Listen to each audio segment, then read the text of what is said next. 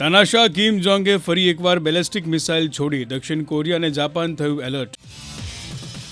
ભારત અને Nepal cross border connectivity કરશે વધુ મજબૂત. દ્વિપક્ષીય પહેલને અમલમાં મૂકવાની પ્રતિબદ્ધતા કરી વ્યક્ત.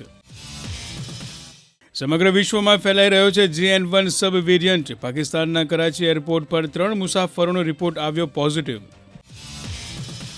અમેરિકા તાઇવાનની સ્વતંત્રતાનું નથી થયું સમર્થન. વોટિંગ શરૂ થવાના કલાકો પહેલા વોશિંગ્ટને આપી હતી ચેતવણી. કોઈપણ દેશ ચૂંટણીમાં દખલ કરે તે અસ્વીકાર્ય. રામ મંદિર પ્રાણ પ્રતિષ્ઠા પહેલા અમેરિકામાં શરૂ થઈ ઉજવણી. ન્યૂ જર્સીમાં કાર રેલી આવી કાઢવામાં. ઠેર ઠેર લગાવવામાં આવ્યા હોર્ડિંગ્સ.